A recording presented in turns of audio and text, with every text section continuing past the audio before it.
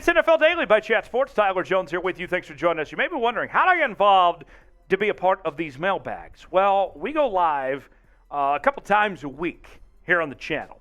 And if you are subscribed, then you will know when we are live, and so you can be a part of our live shows and get your questions in. So here's what I need you to do. Not only subscribe to the channel, but turn on notifications so you can join our mailbags. These questions we answer in real time. People send in their super chats. They use the hashtag NFL, and they get on our mailbag shows. So go ahead and subscribe today, and we'll get started with our mailbag.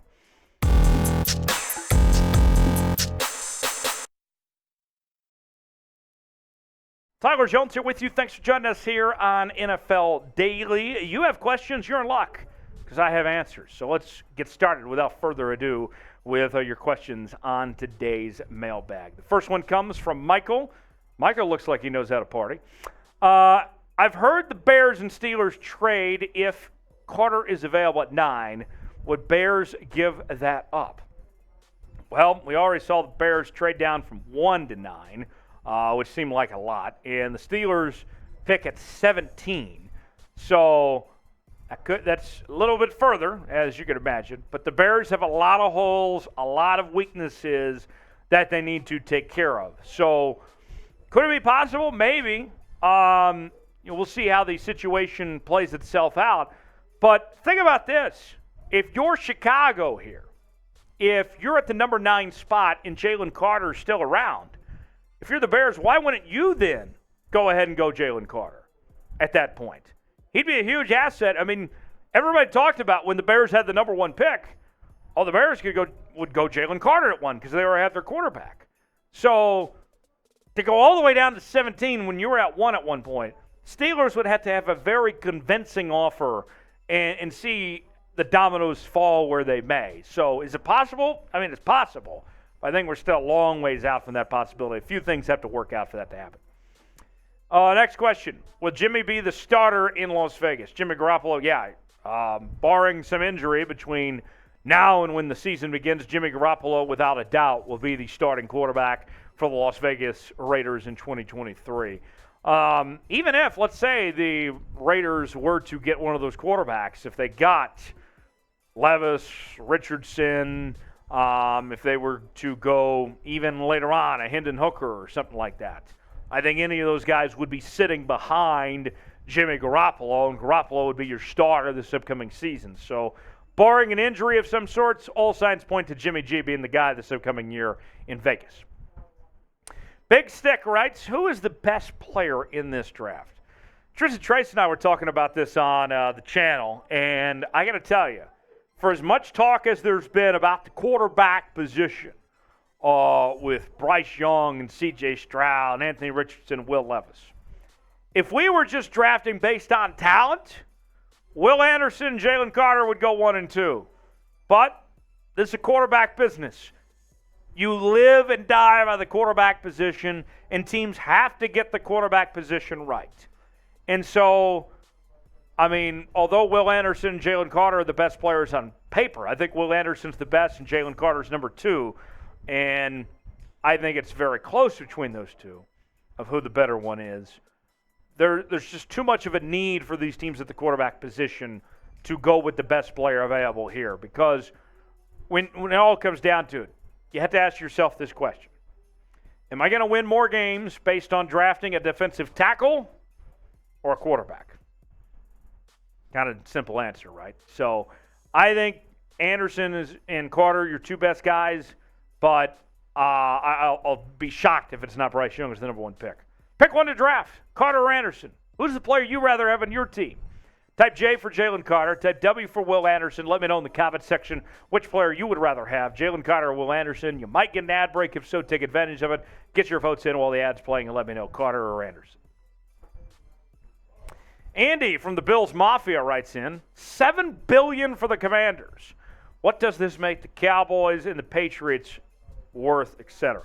So, Andy, that's a very good question, actually. Think about this. So, we're coming at you from the Chat Sports Studios in Dallas. Cowboys are just down the road from us. And think about the Dallas Cowboys, for example. Not only are you America's team and have the brand and all that, compared to the Commanders, who literally have no brand, being a couple years old. So brand power in itself makes the Cowboys. Same with the Patriots, too. Tom Brady and Bob Kraft and Belichick created a brand there. But let's just start with the Cowboys here. The Cowboys have an incredible brand, the best brand in the NFL, okay? You play in Jerry's World, one of the best stadiums in the league. And then think about the facilities. You have the Star in Frisco, the best practice facility in all of football, and all the surroundings, and Jerry Jones owns all that land and all there is to that. The Cowboys' sale, if Jerry, for whatever reason, were to sale, would be insane. It'd probably be maybe double what the Commanders are worth. Patriots, probably $10+ million. Big market, a lot of winning, good history, good tradition. I think they're both worth more than the Commanders. The thing that was appealing about the Commanders buy at $7 million, although it was bought for more than the Broncos buy, is think about this. When you are the Commanders buying this franchise, you kind of get to start with a blank canvas, right? If you want to rebrand them, if you say the Commanders sounds lame, you can change that name. People aren't too connected to that. You're going to get a new stadium, and you might have a new head coach in a year if you don't want Ron Rivera around. There's a whole lot of things there where you're basically, it's almost like taking over an expansion team of some sorts there with Washington. Evan writes, will Tom Brady come back like he did last year? No, Tom Brady's not coming back. I hope he's not coming back. I love Tom Brady. I will always be a Tom Brady fan. I admire everything about Tom Brady. But if we're being real with ourselves, the 2022 version of Tom Brady was not good. It would have been better had Tom Brady not played at all last year than to go through what he went through of that debacle and the emotional roller coaster and everything that was with that. I felt bad for Tom Brady last year. I don't think he's coming back. I don't think he should come back. Kentucky Kid writes, what are the chances Will Levis slides out of the top 5 of the draft? Well, Kentucky Kid, glad you asked. I think that what you're going to see when it comes to the draft is that the first 4 quarterbacks are going to all go in the top 5. It's the Arizona pick that's tricky, whether Arizona trades out and somebody jumps in, whatever it may be. I think the 4 quarterbacks are going in the top 5. But Will Levis is the one that's the most likely to slip in this draft of that quarterback class. And we've seen mocks. I think it was Daniel Jeremiah within the last week or two that projected him going all the way down to 19 to Tampa Bay. I don't think Levis falls out of the top 5, but if anyone falls, it would be Will Levis. He's the one to watch for. What team will Will Levis get drafted by? My money's on the Indianapolis Colts at 4. What say you? Where does Will Levis end up? Tell me in the comments section where you think he'll end up getting drafted by here in the draft coming up next week. Michael says, as it stands right now, which team is the biggest wild card next year? There's a couple teams that come to mind for the biggest wild card. I'll give you an AFC team and I'll give you an NFC team. AFC, the Miami Dolphins, okay? What Tua are we going to see? Is he going to be healthy for one? Because that offense is unbelievable. You add in Jalen Ramsey. They've spent some money. If Tua can stay healthy, that's a very good team, okay? So the Dolphins would be that team. It all comes down to Tua for me as far as the big wild card factor. If Tua's healthy, they can contend in the AFC. NFC side, that team is, I think, the Seattle Seahawks. With Geno Smith was last year a one-hit wonder, or is he going to play like that again? What are they going to do with this draft? With the 10 picks they have, 2 first-round picks, does Jalen Carter come in? What kind of season does Draymond Jones have? You bring back Bobby Wagner. Watch out, Seattle could be a dangerous team. But they're in the division of the best team in the NFC, the San Francisco 49ers. So those are the 2 teams I'm kind of watching for. Folks, subscribe to our brand new NFL Draft channel. So if you haven't already, you are missing out, folks, because we have exclusive interviews from the Combine over there. We also have team-specific mock drafts. We have mock draft reactions, our own mock drafts that we've done in-house, It is all over there, and it is an awesome channel. So here's what I need you to do. Head over there, represent your favorite team. Go in the comments section of those videos and tell us who you root for, and subscribe now today for free. Turn on notifications so you don't miss a moment. YouTube.com/chatNFL to subscribe to our brand new draft channel right in time for next week's draft. Juan says, do you think the Raiders should trade up to 3 and get C.J. Stroud or Hendon Hooker? By the way, love the show. Juan, love you too. Thanks for joining us. Juan, should they? I think they've put themselves in a position to go with Jimmy G. And they have so many other needs to take care of, this Raiders team.